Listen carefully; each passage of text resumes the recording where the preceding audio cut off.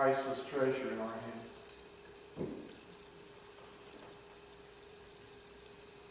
What are you going to do with it? Priceless treasure in our hand. What are we going to do with it? Even more precious than that, the Word became flesh and dwelt among us. Prayed a long time about what to do this morning. Felt it only appropriate that on the day that we celebrate His greatest victory, we take communion. It's the most precious thing we do as a church. Beyond receiving new babes in Christ.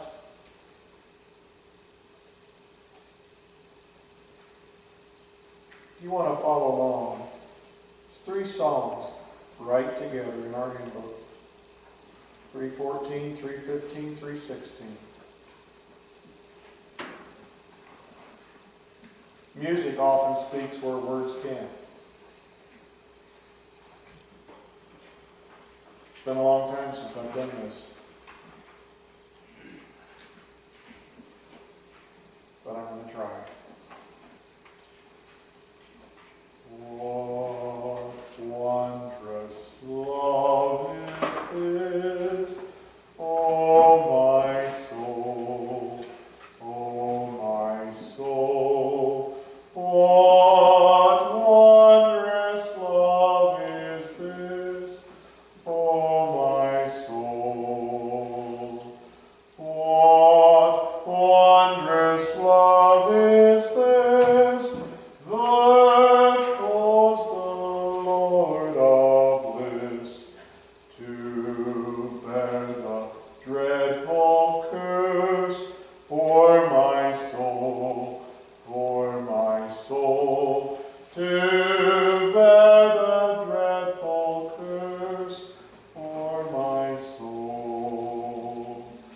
When I was sinking down, sinking down, sinking down, when I was sinking down, sinking down, when I was sinking down beneath God's righteous frown, Christ laid aside His crown for my soul, for my soul.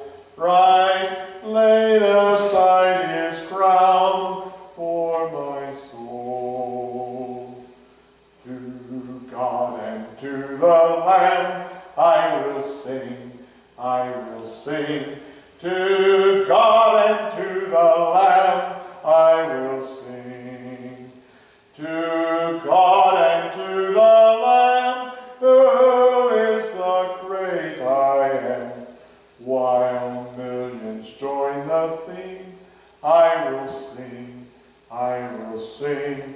While millions join the theme, I will sing.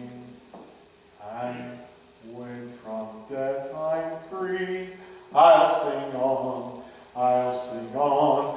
And when from death I'm free, I'll sing on. And when from death I'm free, I'll sing and joyful be. And through eternity, I'll sing on, I'll sing on. And through eternity, I'll sing on.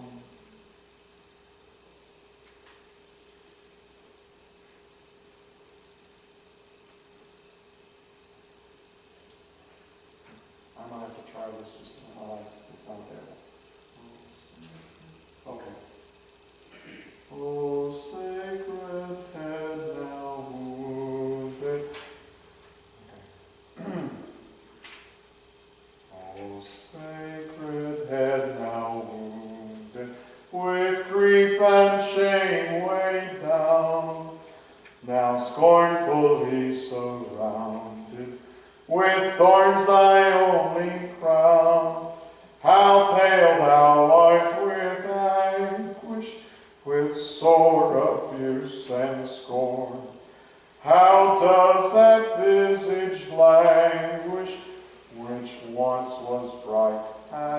borne. What thou, my Lord, hast suffered was all for sinners' gain. Mine was the transgression, but thine the deadly pain. Lo, here I fall, my Savior, 'tis I deserve thy place. Look on me with thy favor, assist me with thy grace. What language shall I borrow to thank thee, dearest friend, for this thy dying sorrow, thy pity without end? Oh, make me thine forever, and should I fainting be, Lord, let me never, never outlive my love for thee. For you there, when they crucified my Lord, were you there when they crucified my Lord? Oh, sometimes it causes me to tremble, tremble, tremble. Were you there when they crucified my Lord? Were you there when they nailed him to the tree? Were you there when they nailed him to the tree? Oh, sometimes it causes me to tremble, tremble, tremble. Were you there when they nailed him to the tree? Were you there when they laid him in the tomb? Were you there when they laid him in the tomb? Oh, sometimes it causes me to tremble, tremble, tremble. Were you there when they laid him in the tomb? Were you there when he rose up from the dead? Were you there when he rose up from the dead? Oh, sometimes I feel like shouting glory, glory, glory. Were you there when he rose up from the grave? Hard to sing without emotion.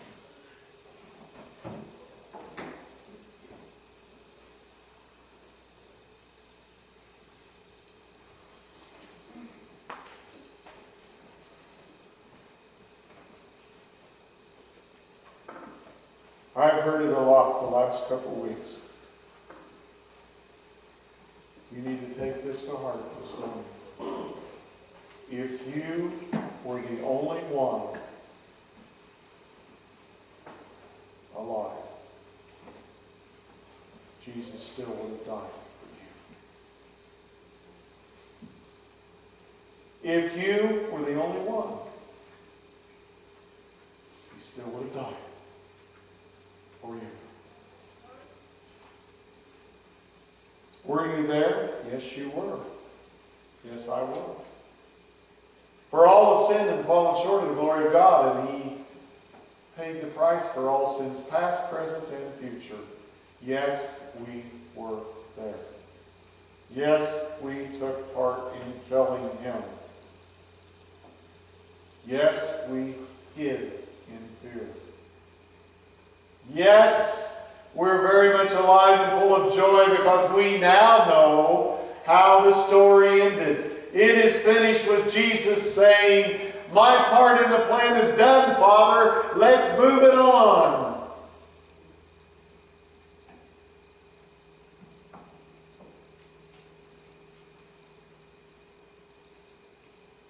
We tend to forget things, don't we?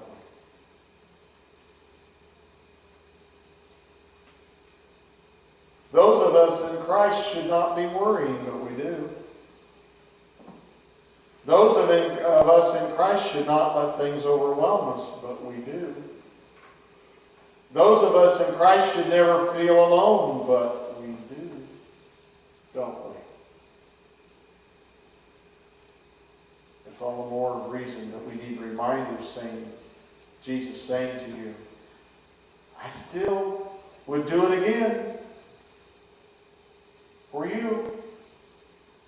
When you are realized you are that loved, how does it change you?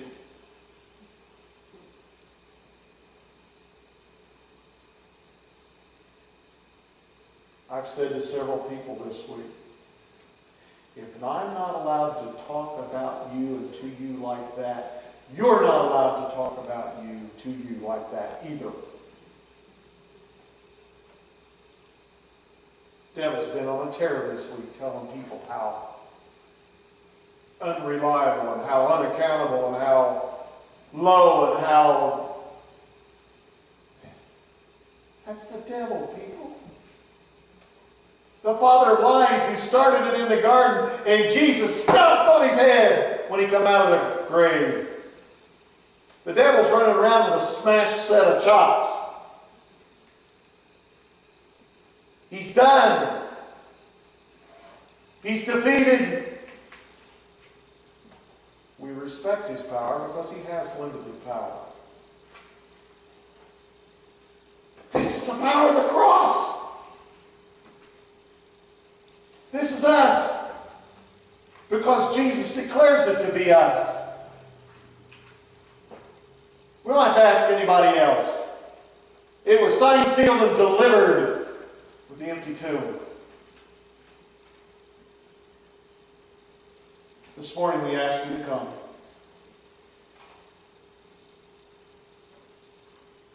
You know what? The sad thing about people not coming, God's already given you a gift. All he wants you to do is unwrap it. It's paid for. All you got to do is come and get it.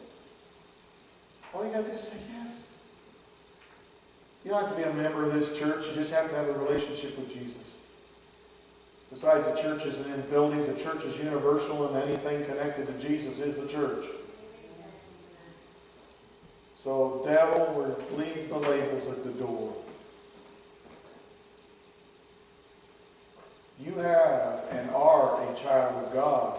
By accepting the gift this morning, you're admitting that you're a child of God. And you can go out of here victorious. Please come.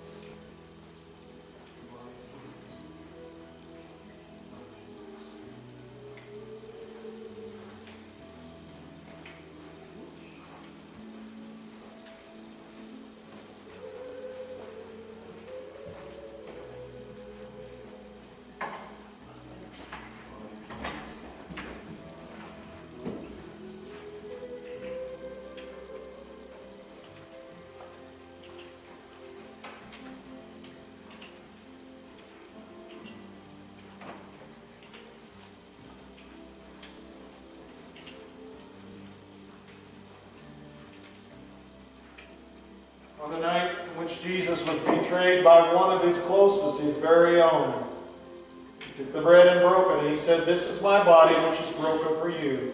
Take, eat, remember me."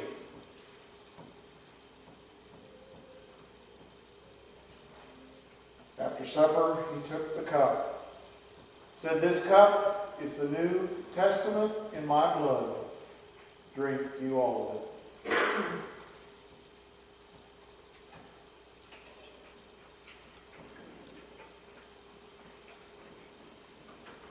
A couple things I want to mention before I get into part 2.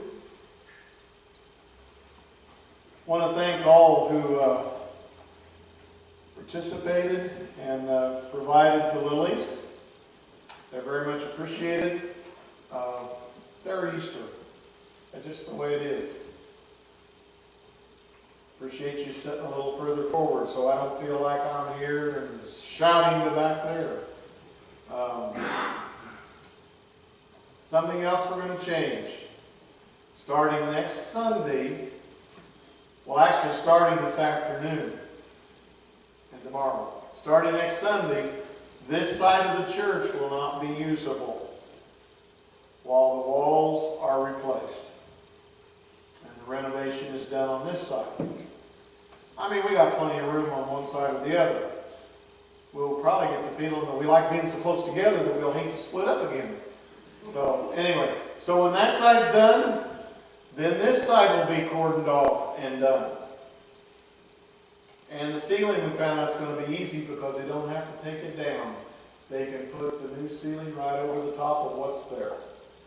So that is wonderful. So it's coming along. I mean, the front basically is done. The back, I mean, it's beginning to look like it's going to look. And it's a lot nicer. Want to thank all who had a part in getting ready for the community Good Friday service. People felt very, very welcome. They got cajoled and arm twisted and everything on the way in by Paul and Jerry. And they got back slapped on the way out. And they felt very welcome. So they were very impressed with what's going on here. So thank you. Questions. I've always got questions, right? Well, that morning there was a lot of questions. Have to understand that they had hoped that Jesus was the one who was going to save Israel, and it didn't look like it was going to turn out that way. What they didn't understand was Jesus wasn't talking about a small nationality of Israel, but his Israel was going to spread out from that small nationality and finally do what he told Abraham to do. Through your seed, all the nations of the earth would be blessed. So all the nations of the earth would become Israel. It just didn't look that way at the time. Really looked bad. He was executed as public enemy number 1. He was executed as a common criminal. I know we see those pictures of Jesus on the cross, and I'm going to tell you the actuality was much worse than that. Number 1, there was no clothes on the man's body. He was stark naked. That was part of the humiliation. Because as you begin to die and as you're having enough problems with other stuff, you lose your bodily functions in front of everybody. That's part of the shame. Getting a point across that if you want to go against us, that's where you're going to end up. Just like them. Not only that, if it hadn't been so close to the Passover, the High Holy Day, the bodies would have stayed there a while.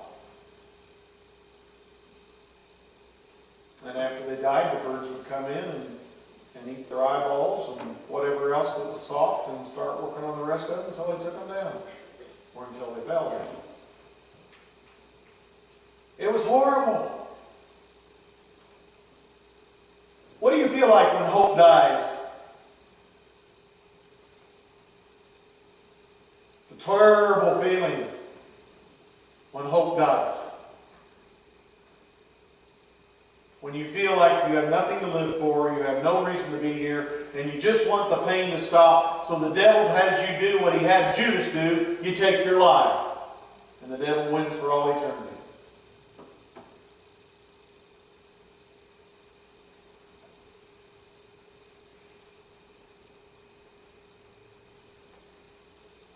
They loved him so much they couldn't stay away. Mark 16th chapter, verse 3, they're headed to the tomb. They're bringing spices that they might anoint Jesus' body. In other words, it was their form of embalming. I'm not sure that the women knew that Nicodemus and Joseph of Arimathea had already done it. They just figured his body was taken down, and because it was so close to the Sabbath and the Passover, that they just put his body in the tomb, and now they needed to go take care of it. But we know from other scripture that Joseph of Arimathea and Nicodemus took his body, and Nicodemus had brought along with him 75 pounds of spices. Normally they only use 10 or 15 pounds, but they had 75 pounds of spices that they put amongst the wrappings of the burial cloth to hold down the odor, and it was kind of like an external mummification to kind of keep the body together. So again, I know the women didn't know it because they're carrying the spices that morning as soon as the Sabbath is over, and they're headed to the tomb to take care of a job that they thought wasn't done.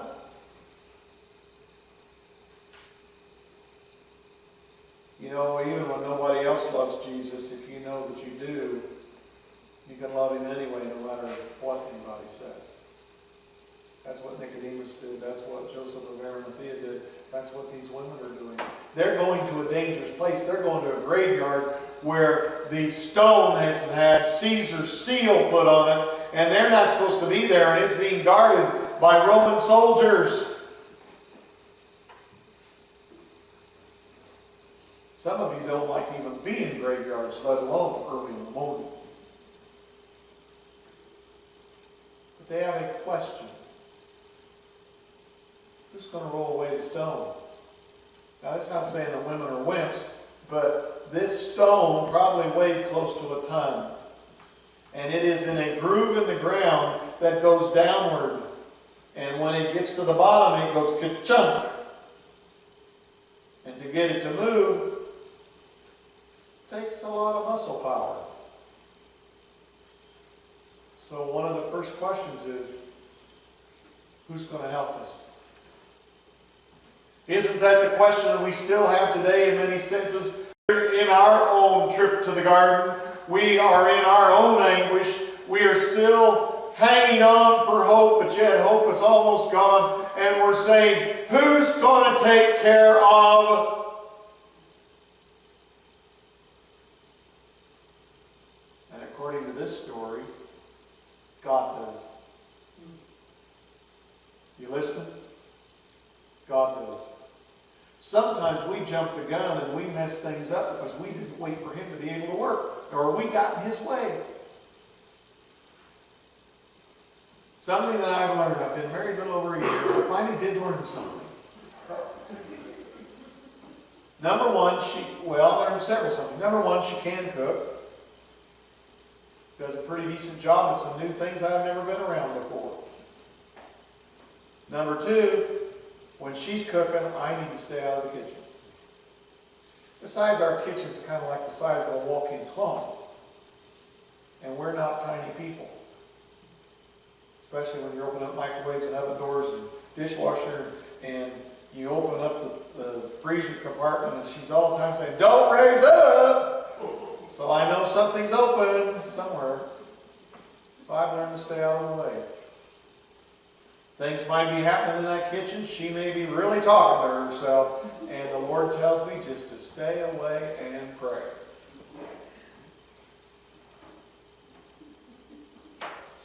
First 8 months of my marriage, I didn't listen to that. Number one, it took probably 6 months before I actually let her be in the kitchen. And then it takes the next 2 or 3 months for me to not, when she hollers or something, for me, go run it in there and fix it, whatever it was. Which is not what women want men to do, guys. They want us to listen, not fix.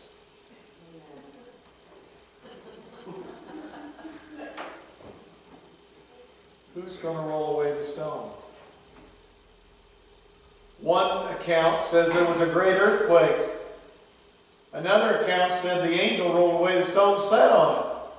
Doesn't really matter how or when and how it happened. And it also says in another account that when there was the earthquake and the angels showed up, the soldiers, who are battle-hardened guys, aren't afraid of anything, all passed out like dead men.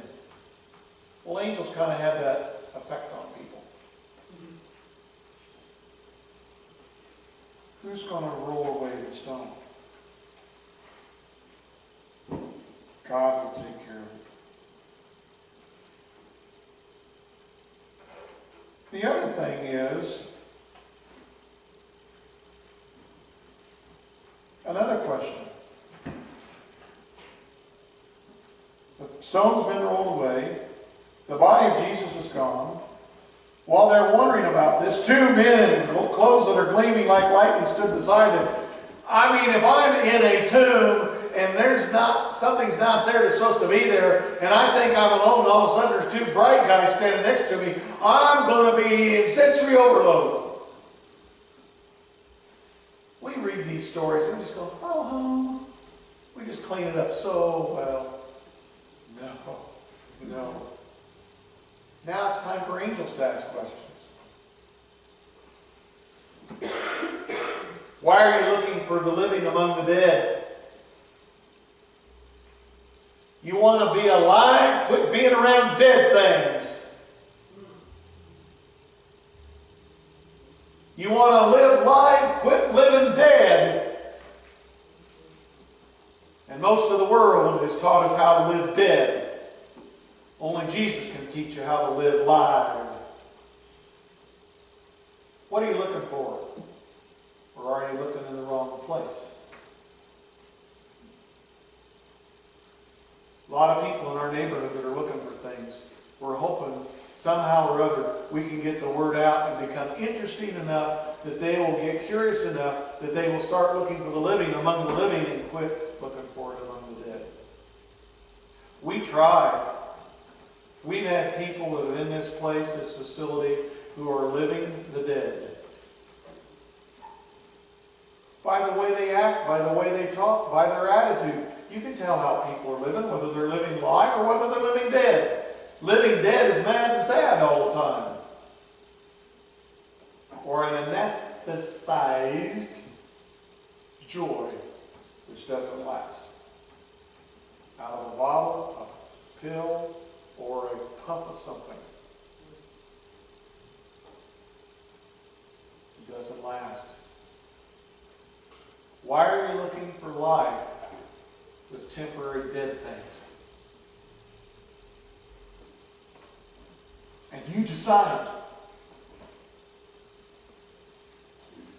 Maybe you need to learn that Jesus is the only thing that's going to make you happy. One last question. Mary of Magdalene, Mary of Magdala.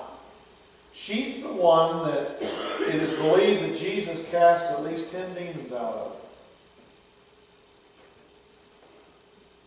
I got the shivers when I'm standing there at Magdala, realizing that Magdala was one of the devil's playgrounds. And Jesus walked into the devil's playground and took one of the devil's playthings and transformed her forever. And she followed him even when everybody else was running away. But she is so consumed with grief, she doesn't know who she's talking to. All she knows is the one she loved is dead, and they couldn't even let him die in peace. They've taken his body and done something horrible with it. She thought he was a gardener.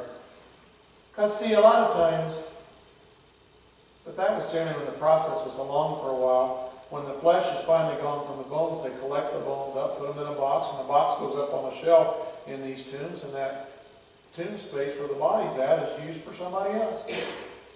They're called estuary boxes. bone boxes? Why are you looking for somebody alive among the bone boxes? Or who is it you're looking for? Woman, why are you crying? Who is it you're looking for? Jesus says this morning, woman, fella, why are you so upset? What are you looking for? Or who are you looking for?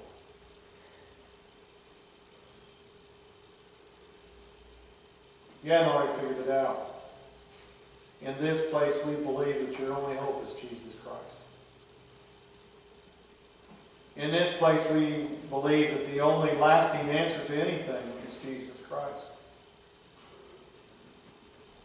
In this place, we believe that the only thing that can take care of your sin and will give you hope for eternity is Jesus Christ.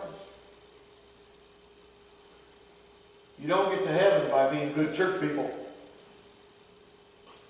You get to heaven because you're attached to Jesus, and when you're attached to Jesus, you're His body. His body is called the church. She's also called His bride. And when Jesus comes back, and we were saying about the fact He's coming back, when He comes back, He's coming back for one thing and one thing only, and He's to get His bride to take her home. And if you're not connected to the bride, you're not going home. I'm not being arrogant. I'm not being exclusive. I'm not being hateful.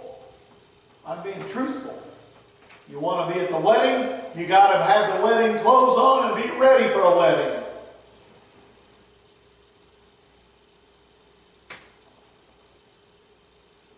Why are you so upset? Who is it you're looking for? So as you leave this morning, think about these questions. Who's going to take care of the problem? Why are you looking for the living among the dead? Why are you crying? Who is it you're looking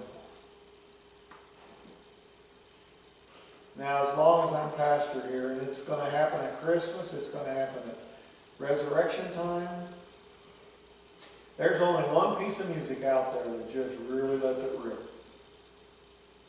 And it's old music. It's older than the music Connie likes. It's older than Bob Hope. Written by Johann Sebastian Bach. Oh, did I get the wrong one?